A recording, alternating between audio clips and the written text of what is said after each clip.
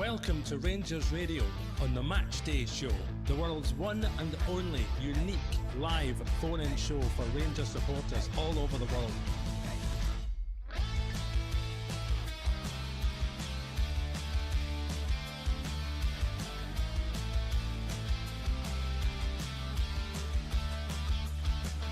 Why don't you give us a call on 0141 356 1972.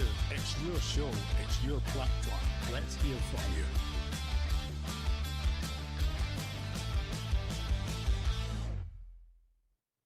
Hello, good afternoon and welcome back to Rangers Radio. Falkirk 2, Rangers 5 we could say a training session at Falkirk Stadium. I join myself here back in the show is young Robert. Robert, might be a training session, but picture matey. What a call, mate. He's second, man. You said it, mate. He's a guy who scores good goals. May not be a good player, but a player that scores good goals. And that second one, wow. The touch, the volley, the connection.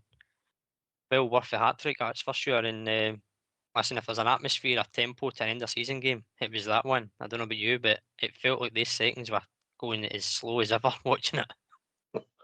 Well, the game started, we gets a goal pretty quickly. You know, picture matey, mate. Let's say a striker's goal, mate. The ball gets played into him by Moore and he just sort of clips it. Yeah, all right, so we're after a start. And then the highlight of the game, mate, the second goal, mate, 2-0 up, comes into him, coming away, the ball, and he chips it down and he just batters it. Yeah, great technique, confidence. Wow. It was a great finish, mate. Even the first one as well, the run he makes, Mickey Moore obviously plays the ball into him, and it's a neat wee finish because I was expecting him to maybe just cut it back across the goal line to either Gassama or Asgard who was waiting, but a neat wee finish. But the second one is, again, he scored a couple of good goals this season. Obviously, the Elway kick's going to be the one that's remembered fondly because of the technique and the finish itself. But that one today, taking it down on his chest from the ball up in the air and connecting on the full volley into the corner, an absolute top draw finish. And his goal record, Docs, when you look at it, I know we just spoke about it before we came on air.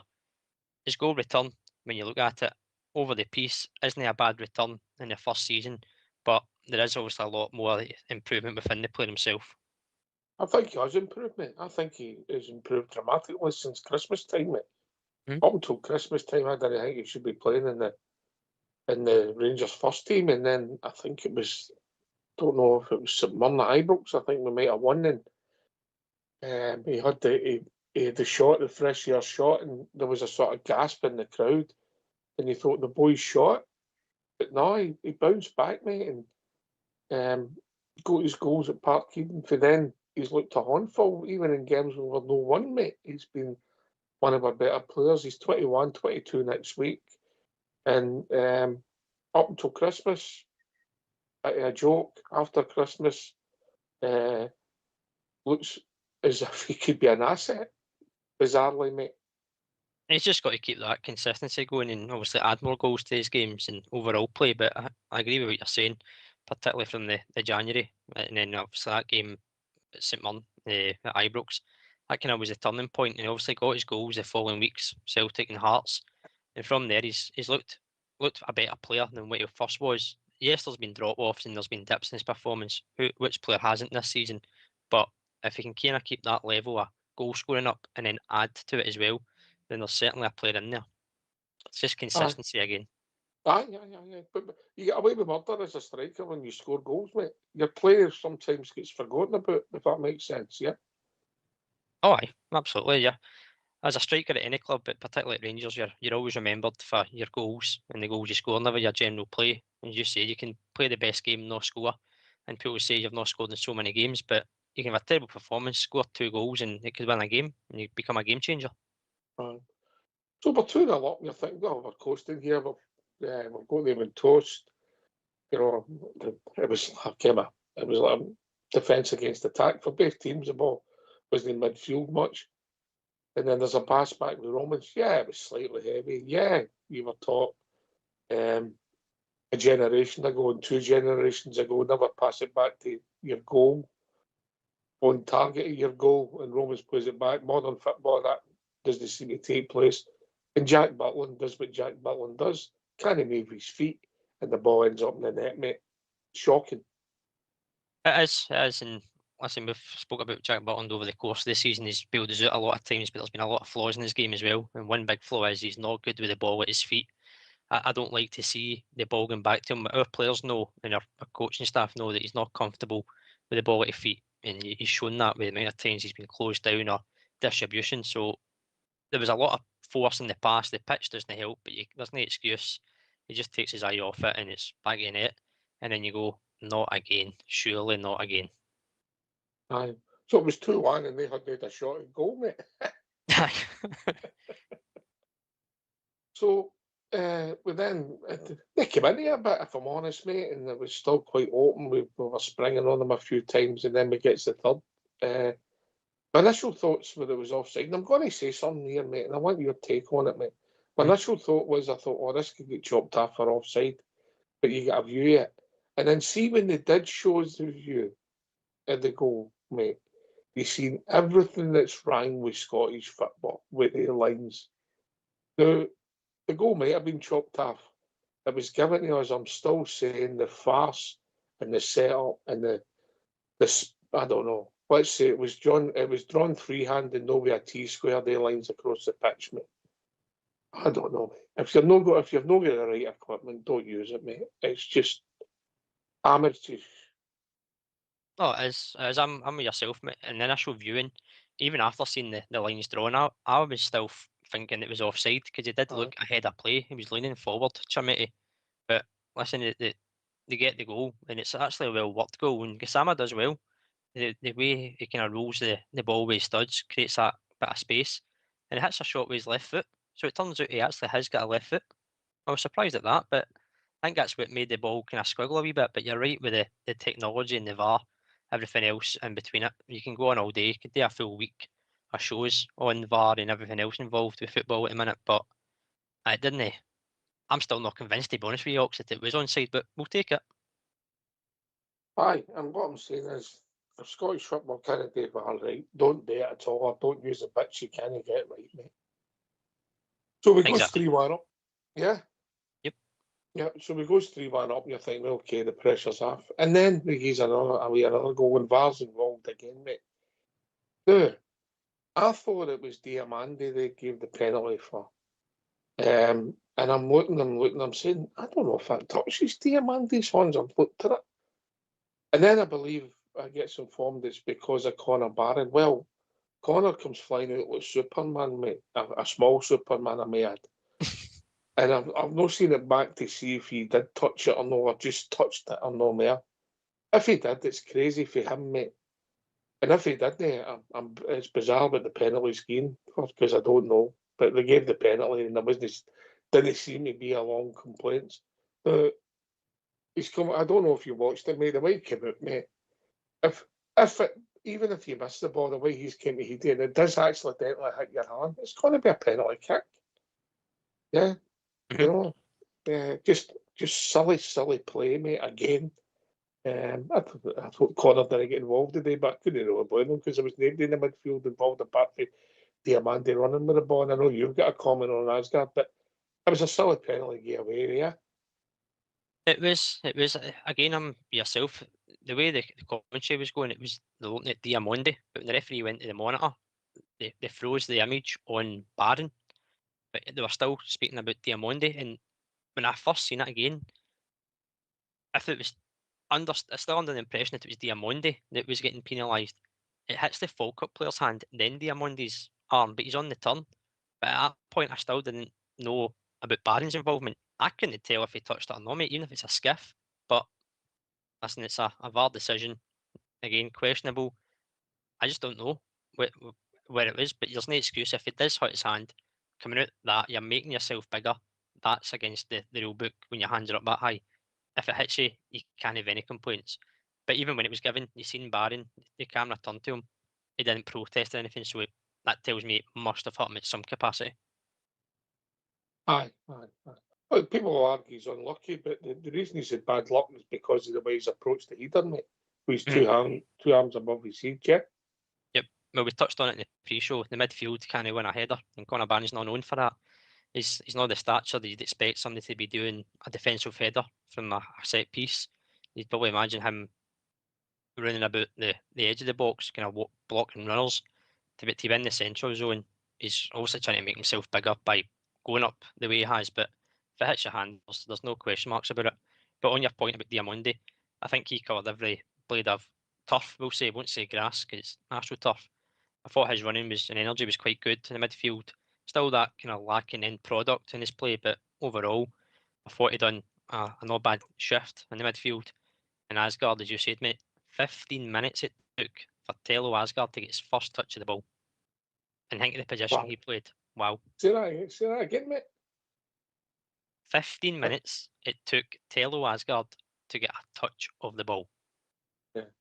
And look, we know he's got ability. That's the frustrating thing. We know he can make things happen. We know he can score a goal. We know he can shoot. Yeah, we've seen it through the season, mate. But there's something, just something lacking, mate. I don't know if it's hunger or desire, cojones. You know, he's 6'2" and looks strong. You know, and if you've got ability, don't think he's the quickest on the sprint, mate. I think he's okay once he gets going. You know what I mean. But he's got assets to his game. But again, he doesn't use them as consistently as he should do, mate. And well, it'll be interesting. Look, I'm not writing them off because sometimes people improve second season and all that. It's not the first time that's what happened. But wow, that's some information, mate. 15 minutes before he touched the ball. So 3-1 at half time, mate. Start the second half, 2 minutes in, and who scores again? And another good goal, mate. Another good goal, yeah.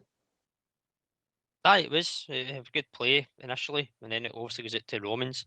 Puts in a great ball, just puts it in an area rocks just for somebody to go and attack. And Chamiti does everything right, gets up well enough. I know he's got the height on his side anyway, but gets up well enough and puts the downward header into the goal.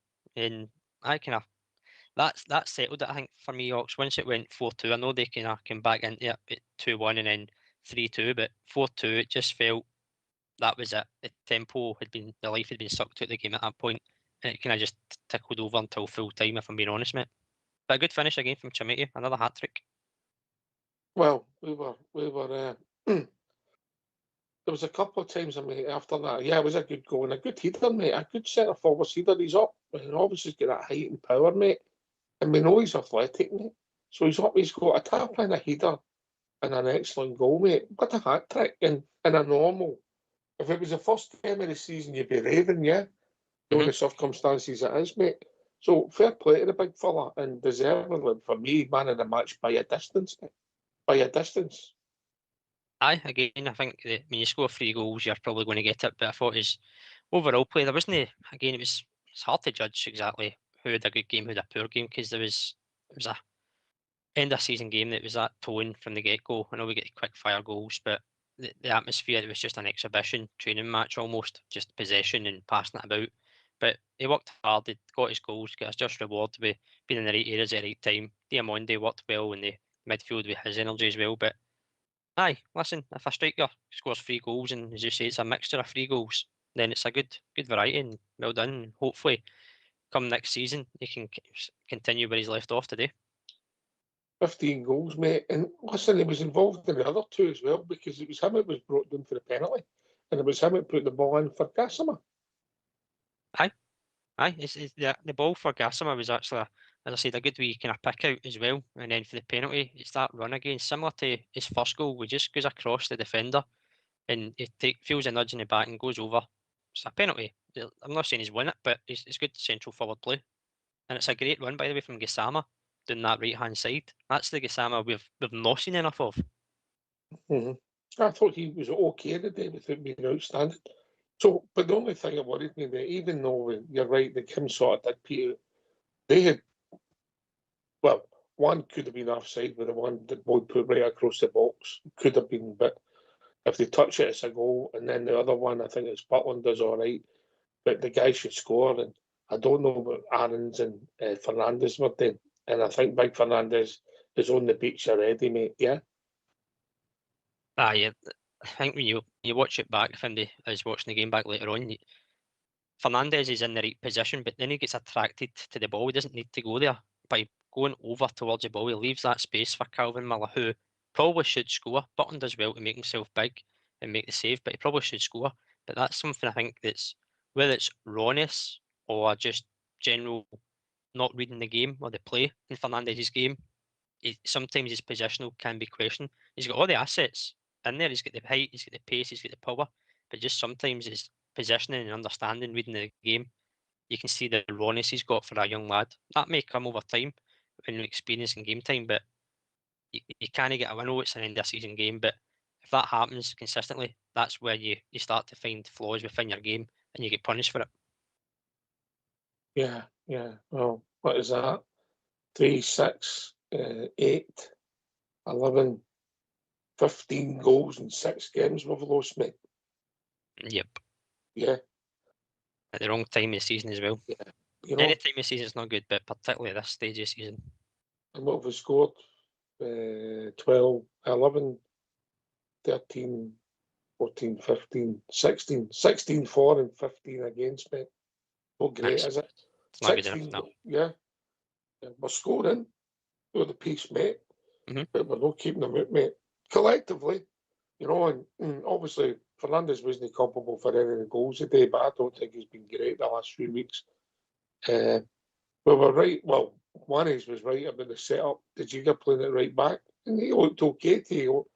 Oh, so any wee tweet, somebody's got to go half a day, yeah. So he went off, and Max Aarons was on, who didn't influence to get much. But the substitutes, mate, the highlight was the 3 boys come on, and a young boy in midfield, mate. We've got somebody who passes and runs quick, mate, and he's only a young boy. Wow, that'll never catch on.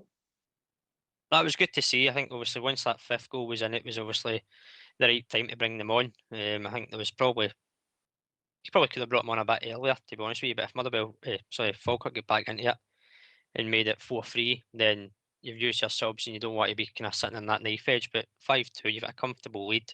Get the young boys on, and they did. They showed a wee bit of pace. Like the boy Scally, even at left back, showed a bit of power. Going down the left hand side, he got to the bar line at one point. He's done well to stay on his feet. Picked out a cross. Unfortunately, never picked him out. But it was good to see them get on and a bit of hunger in there, and hopefully that will put them in good stead going forward, and they can be involved further within the side. Again, they were playing yesterday. They won the league, so the appetite's clearly there. The boy in the midfield, as you say, there was one where the ball was just free, and he was the quickest off the mark just to pick it up, and the first thing he done was drive forward. Good to see. Aye, fair play to them. Fair play to them, and congratulations to them. I know one has been on the pitch before, but fair play to them. You know, you don't know if you'll ever get another chance, but nobody will be able to take it away from them, mate. No, they won't. They won't. And Lawson, as I said, he's tasted first team football, and he'll want more after his second appearance today. But the young ones, as we touched on the pre-show, young ones want to get to the first team. It's just about how we create that path for them. If they've got the attitude, the application, then there's certainly room for them in there.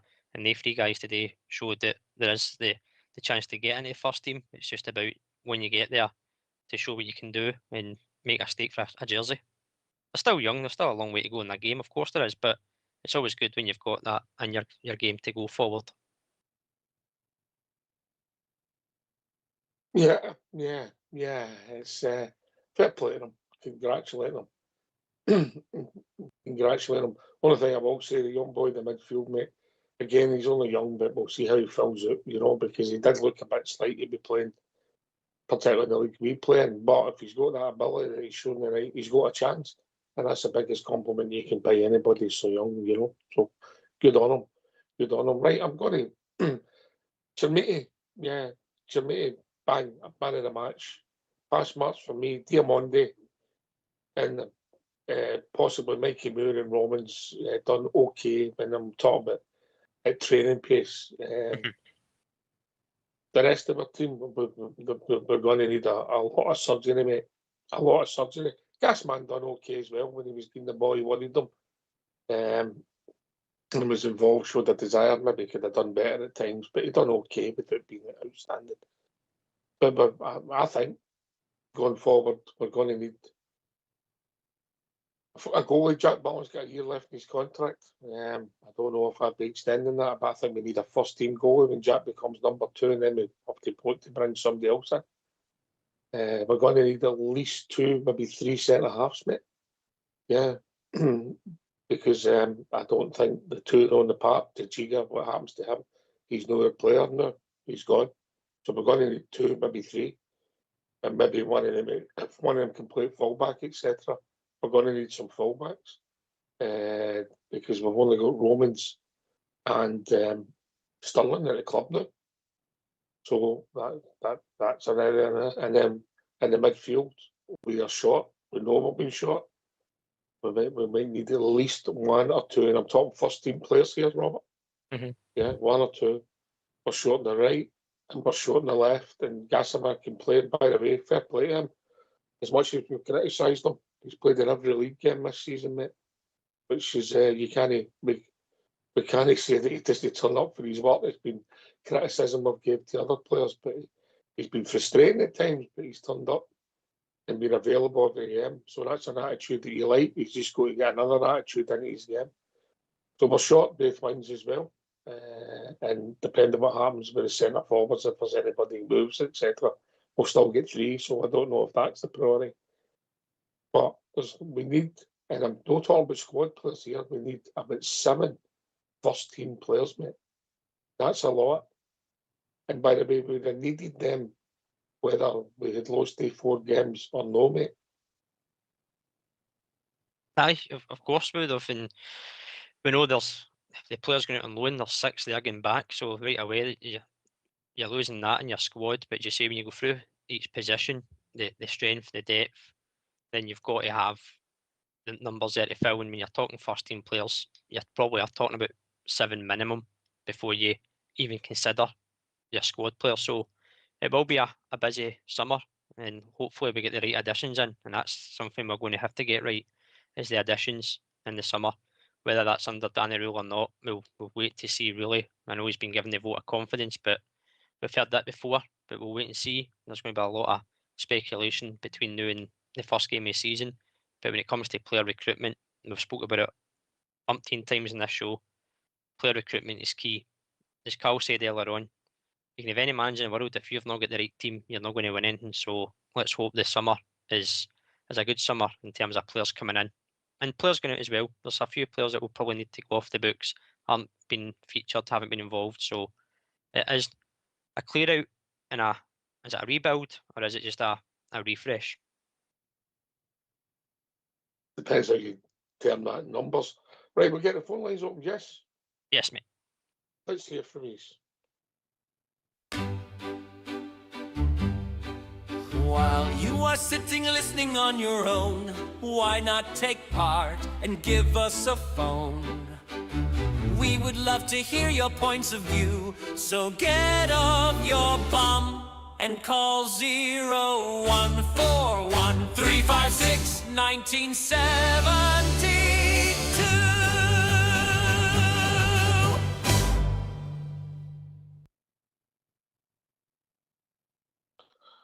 Right, okay. Aye, so good that the young boys got on. Good that we scored 5 goals. Got 2 goals, penalty kick. I'm still need to look it back to see if Connor touched the ball. And a Jack, are we calling that a Jack Butland own goal? Is that what again? Did he actually touch it or did he leave it completely alone? I think he touched it, didn't he? He did. It went down as a Butland on goal. It's kind of hit the inside of his foot and somehow went either over his foot or under his foot. I don't really know exactly what happened, but it's a Jack Butland on goal, that's for sure. Aye. Listen, look, Jack's had some magnificent games for us, but you're the piece, mate. He's been involved in too many goals we've gave away, and there's been times where it's maybe not directly his fault, but he could have done better, mate. You know, I'll go back to the first goal against Motherwell. I think he should save it. That's a big moment, mate. A big moment. You know, if that game peters out, goes in 2-0 at half time, and we come in and win the second half, you win the game. You know, and that's what Rangers goals do, because they shouldn't have as much involvement as he's getting. Anyway, we're joined by Bob here. Afternoon, Bob Gia. Good afternoon, Ox. How you doing? You know, All right. How you doing, I'm Bob? all right. I'm all right. once again, we've failed. Yes, mate. There The you season's go. over, mate. We've failed. Season's over, it's finished, it's gone. It's history. Well, it could have been Rangers history, but it's just a stuck our minds there. But hey ho, it's and finished and done and dusted. And we all knew last Wednesday that the season was over anyway. We didn't need to wait to the day. But that's probably the bitterness coming out of me. What players? There's no probabilities about it now. But there you go. We've got to start to do things with a great club. Getting amongst the honours again. We've been out the honours far too long. And we really, really need to get back and among them again. It's frustrating for us all, isn't it? Aye, and it's frustrating when you know, if you get beat with good teams and you know that somebody's miles in front of you. But they're no. But they're no, and that's a frustration. And we don't think we're a great team, but we know they're no miles. But that's the frustration, mate. We shoot ourselves in the foot.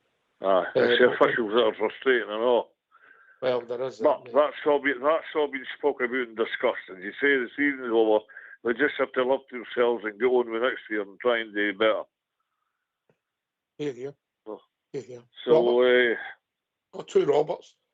You're Bob J and you're Robert. How you doing, Bob? You're right, mate. I'm doing all right, Robert. Now the season's done, mate, you're right, it is. Everything's in the past now. We can only look forward, and there will be, I'm sure there's going to be some changes at the club going forward, and the decisions that are made have to be right for the club. As you say, we've been starved of success for far too long. We spoke about it in the pre-show. The club and the supporters mainly need the silverware back. It's been far too long. So we know what we've done this season. We put ourselves right back in it from absolutely nowhere, but we failed at the final hurdle, the biggest hurdle, is those last few games, and that's what's killed us off. So we can only blame ourselves for not doing enough in the games to win them. As much as we can say officials and everything else involved, that's immaterial. You've got to do enough in those games to win it, and ultimately, if we did, we'd be sitting there with this feeling we've got today. So we've got to pick ourselves up, as you say, dust it off and go again, and hopefully come back stronger next season. The other day, go and play great one-touch football, score 5 good goals, and there we are. Can't do it when the pressure's on. When's the resumption of the show, boys? We'll have a final show on Monday night, looking back at the season. Right, I'll give you a ring on Monday night, the last show of the season. And then I think we're going on a world cruise, mate. Right, you enjoy your world cruise, Ox. Up and down that Broomy Law. I'll enjoy mine up and down the port to the old railway bridge. All right, Bob, it's always good to talk to you, mate, yeah? It's always good to talk to you, and it always will be good to talk to you. We are the people. Never forget it. We're on our, you know what to do, but we'll rise again. Of that I'm convinced. Have a good day, boys. I'll see you later, eh? Cheers, Take care, Bob, yeah. Cheers, boys. So, so, look, it'll be interesting to see what happens. My gut tells me there's not going to be changes in the manager, mate. I just don't think there will be. I think they'll go with him, and some people will be happy, some people will be unhappy with that. I think there could be a lot of movement quite quickly with people coming in the doors. My spies tell me that there's been some work done already, mate. So watch this space and see if there's some movement quite quickly. And then things always slow down because of World Cups, mate. That's the thing that doesn't maybe suit us. Because you're then going to look at, we might not be signing the players at the top level for the World Cup, but it's all the dominoes underneath, mate. People's going to move before people move, etc., blah, blah, blah. And it sometimes slows the market down. But it'll be interesting to see what we do, mate. It'll be interesting who we sign. I'm telling you now, I think we need to start with a goal in 2 centre-halves, mate. I really do. We need to stop leaking these goals, mate. It's been shocking the last 6 games, mate, the number of goals we've lost. It's just been shocking. We must have lost every type of goal possible, mate. I would think you'd be far off there, mate, to be honest with you. I agree with yourself as well. I don't think I don't think there'll be a managerial change, but there will certainly be some player changes, if not a lot of player changes. We know the one's leaving out of contract. We know the loan's going back. We've got to replace them, but we've got to replace them with the quality that is going to get us to a title. That's what we need. That's what we want. We need to get players in that can drive us, not just for a title challenge, but a title success. And that's what we aim for every season. But when you come down to the last bit of the season, when you've been in a great position, you do start leaking the goals, then it only kind of works out one way. As much as we've scored enough to win in those games, conceding the goals is always going to backfire at some point, and that's ultimately what's happened. Shot ourselves right in the foot after a great opportunity presented itself. But in a way, you've got to use that hurt going forward and come back stronger. That's the only hope that I can have for next season, mate. Aye, we've got to regroup and improve, mate. For me, we've got to take at least 20 points more, mate, at least. So what's important is we need to start well, and start well for two reasons. If Danny Rowe's still our manager, mate, he can't afford a bad start. Yeah? Mhm. Because the pressure will just turn that screw, turn, and he'll not get to August. So we have to start well, mate. You know, because if we start well, we'll not be forgotten in the end, but you'll say, right, he's brought his own players in and we'll see where it takes us. If he didn't start well, you'll be talking about the end of the season and the beginning of the season, mate. As you say, you always want to get off to a good start, and us, obviously, it's going to be those European qualifiers as well, plus the start of the league. So you've got to get off to a good start, and as you've pointed out, for Danny Rowe as a manager, or head coach, whatever title you want to give him, he's got to start well, because as you say, one slip up, one defeat, or dropped points, whatever it may be, the pressure just cranks up again, and you'll go back to look at the last competitive games of this season, and that will carry through. So you've got to go off to a good start. We didn't go off to a great start this year. We were playing catch up. When you come in the summer, everybody starts at zero. So you've got to get ahead in the race. You've got to take your moments when they come and establish yourself to that good start. Because the old saying is, it's not how you start, it's how you finish. But when you get a good start in a league campaign, then momentum builds, confidence builds, and the season trundles on, and you build on that week in, week out. But if you don't get that, that's when it does become pressure. That's when noise outside starts to rumble on and becomes bigger. And sometimes it's just too big for players or managers to handle. Well, what did we take in the first 21 points? Was it 9 points or something? 6? Was it the first 8 games? 6 draws. 6 draws, one win, and a loss. one Aye. loss. 9 points. So 9 points out of 24. Yeah, well, you're behind the 8 ball before you've started. You've never done the first quarter of a season. And if it was a handicap, mate, you could be, if somebody's had a good run in the 9 games, you could be 16 points behind. Yeah. Mhm. You know, so it's important, really important for us to give ourselves the best chance possible. Important for the players to get more confidence, and important for Danny Rowe if he's still our manager. Because I'll be honest with you, if he doesn't get a good start, mate, at all, the pressure will just mount, mate, and I don't think they'll mess about.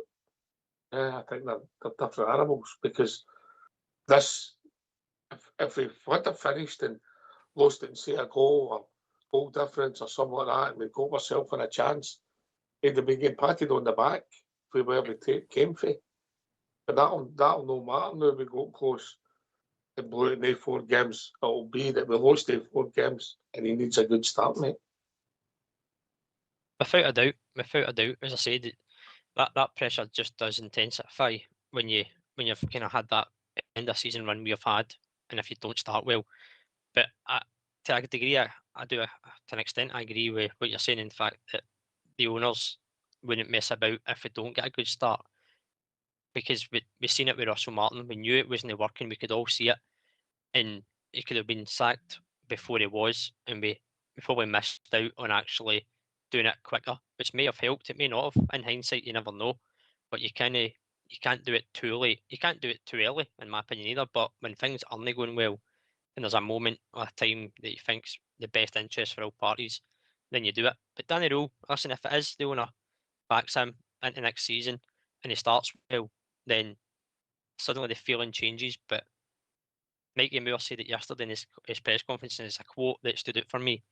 People remember trophies, not individuals. So you don't want to be remembered as an individual for the wrong reasons, like Russell Martin has been. You want to be remembered as a manager who delivered trophies to Rangers, and that's what every manager comes to his job to strive and do. But ultimately, that's how you're judged as a manager, if you can bring success. If you don't start well, you don't deliver, the pressure comes with that job, and you've got to handle it. Aye. Listen, obviously you get your name players you're judged. You know, if he brings in 7 players and and they're playing and Romans is playing, yeah, and maybe Nair Davies playing, Tucci's maybe on the bench or starting, you know, whatever how he pans out. I thought he started well in his Rangers career, but I think he's lost his way a wee bit. But once he's got 7, 8 players that he's brought into the club starting, it becomes his team, mate. So he'll be judged then, but it needs a good start. And I'll predict now the supercomputer will be time castle the first game of the season, mate. Oh, you could probably imagine that would be the case, mate. Probably will be an away day. If it's not It will at be. Tynecastle, it'll be somewhere It else. will be. It will be, mate. So, but listen, we know how it's going to work out. We've seen it this season play out as we all predicted it would near the end of the season, and we're not surprised. So there'll be no surprises next season with Scottish football. Aye, well, that's usually the second option. It's like the best of the bad bunch. Aye. We'll be joined with our good friend Kilmarnock. Afternoon, Kilmarnock. Good afternoon, lads. How do you, mate? Aye, not too good. Not I mean, like the rest of you. But a role can't be man to take us forward. He doesn't understand that Scottish football. He's a nice guy, and we don't need nice guys. We need people that hold contempt for our teams in the league, and don't give others respect. And he's not got that. No, I mean, he's not got that nastiness in him. You can see it in his mannerisms that he's just not a nice, calm guy. But as I say, that's not what we need.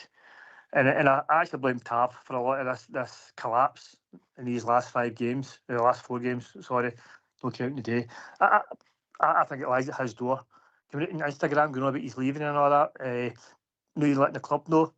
That's back into order. He's disrupted that whole running because we were favourites before it started, and it's been a Tav show for far too long, and he's not took that. Him no getting running out the door at Ibrox because he never got a start just sums it up for me. His last couple of years. So I say arguably it shouldn't have been there the last 2 years because he's finished. That happens to his own, know what I mean? We know Kilmarnock, don't we? Aye. Listen, look, something's happened. It looks as if maybe one day it'll come in the wash, but something's happened. Whether it's somebody's not got a new contract or somebody's asked for a move or something. There's something happened. I've heard different about Danny Rowe. I've heard about that he doesn't stand any prisoners behind the scenes, mate. So there might be 2 Danny Rowes. Look, you're entitled to your opinion in that, and I'll ask you one question. If no him, who? I would actually, a lot of fans want Gerrard back, and I probably say, let's get him back because the question's going to be asked for years. You know what I mean? If he comes back, will he be a success or no? So it's a question that's never going to go away. So I'm hoping that Danny Rowe goes to Wolfsburg, mutual agreement at some point in the next week or 2, and after that Champions League final, Gerrard's announced because it's quite quiet in that front at the minute. But the Wolfsburg story was last summer, mate. Oh, was it? Aye. Yeah. But again, just hopefully somebody will come in for him, know what I mean, and shake hands, and doesn't cost as much money to get rid of him. Listen, if you don't think he's a man, you're entitled to that opinion. But I mean, the playing devil's advocate again, mate. Gerrard didn't want the job a few months ago. What's changed?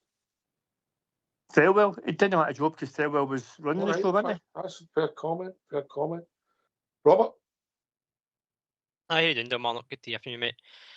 It's been a thing that's been discussed obviously the past few weeks when the pressure started to mount on Danny Rowe about who people would like to see in, and it is the usual same names that pop up. It's Gerrard, your McInnes. I don't think for a minute McInnes leaves Hearts to come to Rangers, if I'm being honest with you. Gerrard wouldn't be my first pick, but if he came back, I'd back him because he's a Rangers manager. I support the club and I'll support any manager and any player that walks through that door.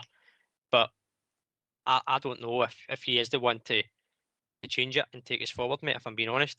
I think he's got his eyes set to be somewhat involved at Liverpool in the future. And there's a lot of speculation down there with their management. So I don't know if he's just holding fire, hoping to get somewhat involved with Liverpool. If he came up here and that Liverpool job came calling whilst their manager, you know for a fact he's going to go. And that would be the second time that he's left. So if you're looking for stability and moving forward and a bit of unity and a guy who can build something like he did in the first spell, Gerrard, then I don't think he's going to be the answer long term, if I'm being honest, mate. But listen, people out there are splitting opinions about Danny Rowe. If he was to get dismissed and replaced, there would be split opinions about who should come in. We're never going to get 100% the same name. It's impossible, to be honest with you. Even in the summer, they were hearing different names, and it's still the case now. So there'll be fans there that agree with you to get Gerrard back, and there'll be ones that are probably dead set against Gerrard coming back. But that's football, that's Rangers, but we all want the same end goal, success. It's going to be interesting. We need a lot of players, don't we? Never mind a manager, mate. Huh? A complete dressing room, essentially, apart from half a dozen players at the most. And a lot of this is not only Yanks. You know what I mean? They've come in and we're all happy with it, and they appointed Martin. And that was 6 days into them taking it, and 90% of the fans were deflated when he was announced because we all knew it wasn't going to work.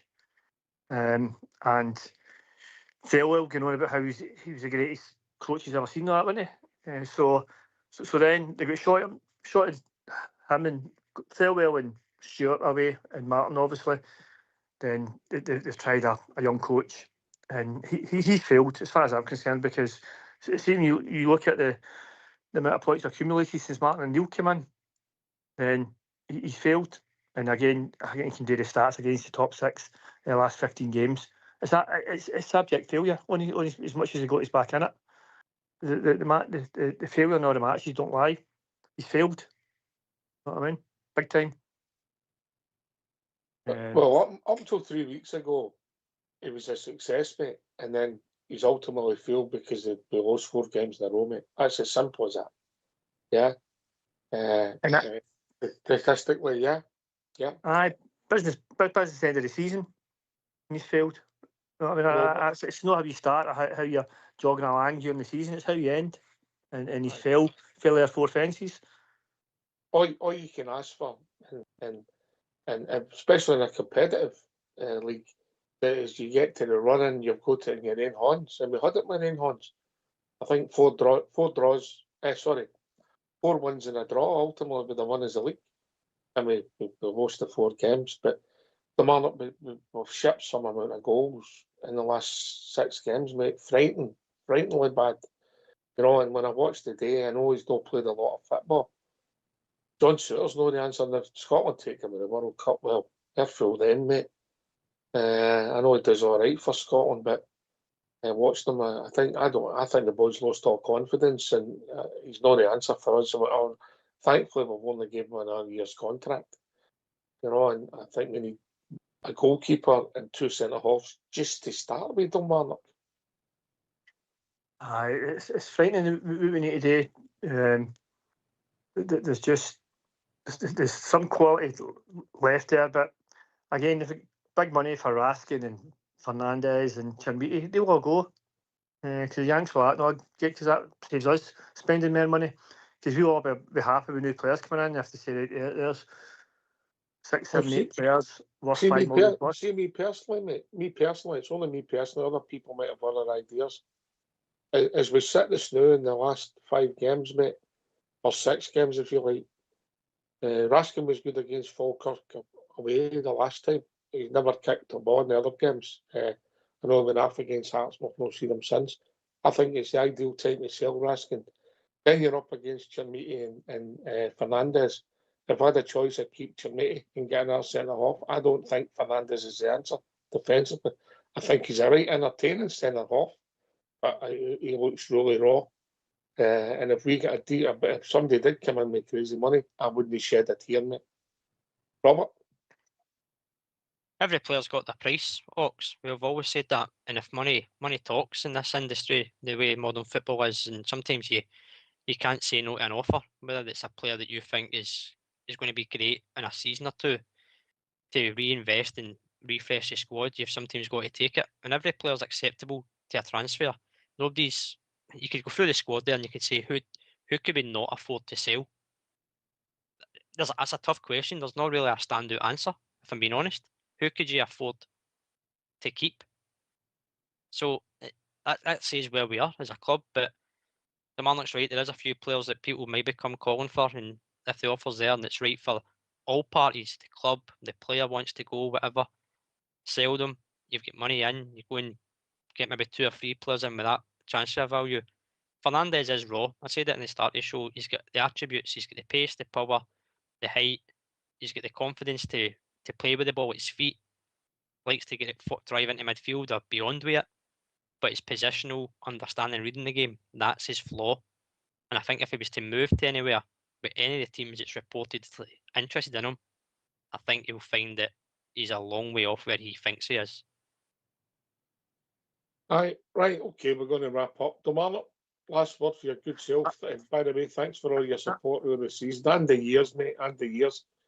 We've been doing that this long. We didn't have any grey hairs when we started, mate. I know. It's going to be a good season for a lot of us. Almost the next season, innit? And just a wee shout out to Cal. Hopefully he's hang in there, Cal, and we'll see you next season. Know what I mean? Yeah.